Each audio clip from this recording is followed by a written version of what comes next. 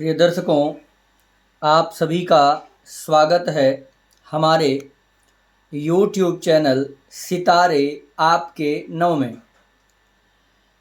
आज एक बहुत ही महत्वपूर्ण बिंदु लेकर के हम उपस्थित हैं। आज के समाज में सबसे अधिक जो समस्या देखने को मिल रही है वह वैवाहिक जीवन की समस्या आती है। कम उम्र के बच्चे और बच्चियां वैवाहिक जीवन में बंधने के लिए प्रयासरत रहते हैं और गलती कर जाते हैं। गलती बोले तो अपने अनुकूल वर का चुनाव और वर के लिए अपने अनुकूल कन्या का चुनाव कर पाना थोड़ा कठिन होता है। हमारे वैदिक ज्योतिष शास्त्र में वर कन्या के कुंडली मिलान का भी कुछ नियम है। यदि आप इस नियम से विवाह करते हैं तो अधिकतर योग रहता है कि वैवाहिक जीवन आपका उत्तम चले। विवाह कोई खिलौना नहीं है। विवाह जीवन का एक महत्वपूर्ण संस्कार है। 16 संस्कार में से यह एक उत्तम संस्कार माना जाता है।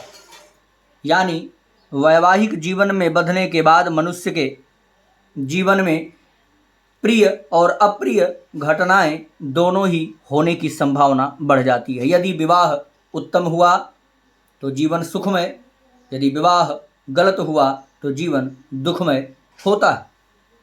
आइए अधिक समय न लेते हुए आप सबसे निवेदन करेंगे कि चैनल को लाइक, सब्सक्राइब और शेयर करें और यह वीडियो उन बच्चे या बच्चियों को ज़रूर भेजें जो अभी विवाह करने की तैयारी में हो या जिनका विवाह हो गया हो।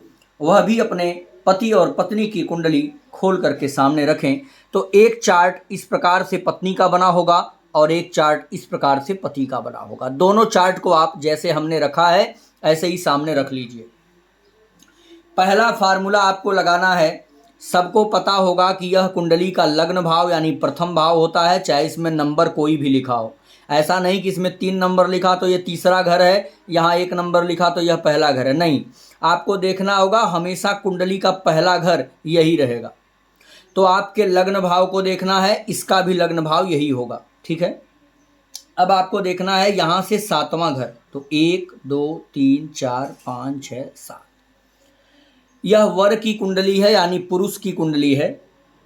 इसमें देखना है कि वर के सप्तम स्थान का स्वामी जिस राशि में हो, तो इस वर का सप्तम स्थान यह है और सप्तम स्थान का स्वामी कौन हुआ?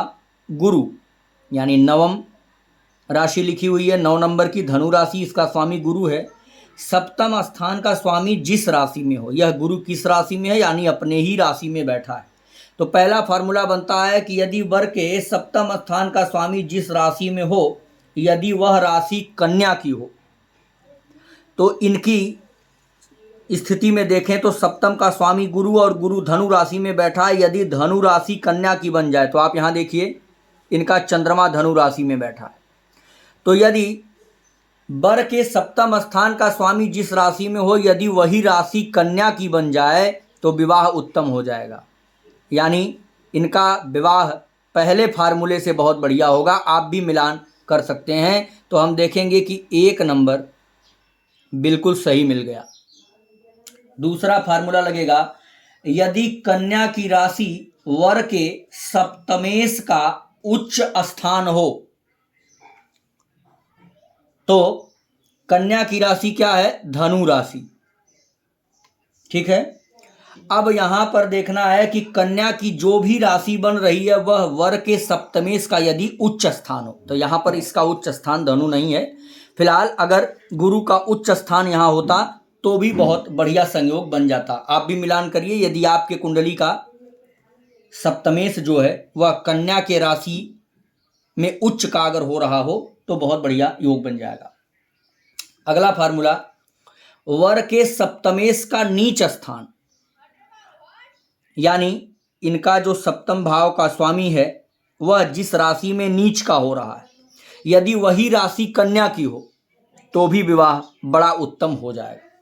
अगला, वर का शुक्र जिस राशि में हो, तो वर के शुक्र को आप देखिए कन्या राशि में है, यदि कन्या की वही राशि हो तो भी विवाह अच्छा हो, यदि इनकी कन्या राशि होती तो भी विवाह उत्तम बनता।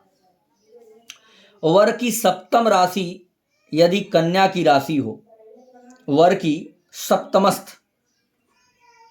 सप्तमस्थ राशि यदि कन्या की हो, ठीक है। तो अब क्या होगा, यहां पर देखिए सप्तमस्थ इनकी राशि क्या है, वर की धनु राशि, तो यहां पर ये दूसरा फार्मूला भी लग गया।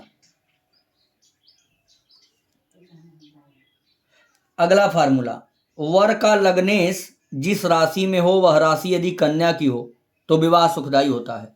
वर का लग्नेश, इनका लग्नेश कौन है, बुध, किस राशि में बैठा है भैया, वृषभ राशि में। यदि इस लड़की की वृषभ राशि होती तो भी विवाह बड़ा उत्तम बन जाता।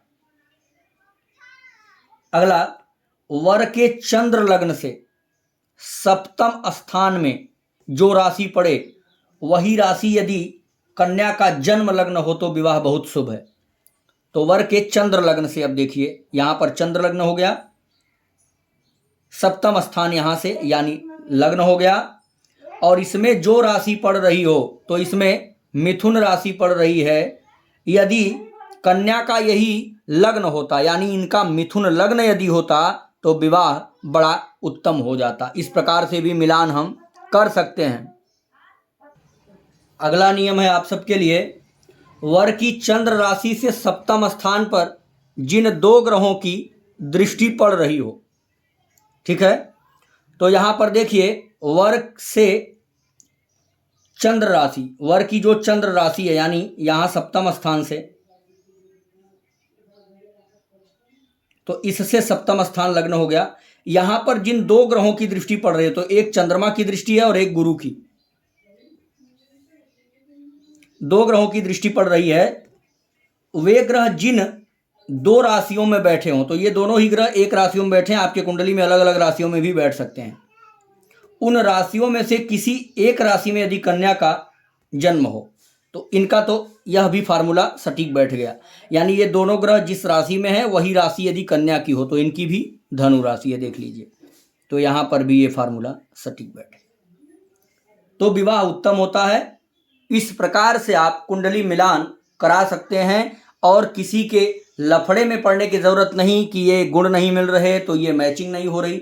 यदि इस फार्मूले में से हमने 8 फार्मूला आपको दिया है, यदि इसमें से 4 फार्मूला आपको मिल जाए या 3 भी मिल जाए तो जबरदस्त विवाह कर सकते हैं, कोई समस्या आपको नहीं आने वाली है। तो प्रिय दर्शकों, आप कुंडली मिलान कराना चाहते हैं, अपने वैवाहिक जीवन के बारे में जानना चाहते हैं, आप एस्ट्रोलॉजी से रिलेटेड कोई भी प्रश्न करना चाहते हैं, रुद्राक्ष या रत्न से संबंधित जानकारी चाहते हैं या किसी ग्रह की शांति करवाना चाहते हैं तो हमसे संपर्क कर सकते हैं। हमारा रोज YouTube चैनल पर लाइव कार्यक्रम चलता है सुबह 9 बजे, तो आप लोग उस सेशन में ज़रूर जुड़ा करिए। हमारे चैनल को सब्सक्राइब कर लें ताकि लाइव हम आएँ तो आपको नोटिफिकेशन मिले। जय सिया राम।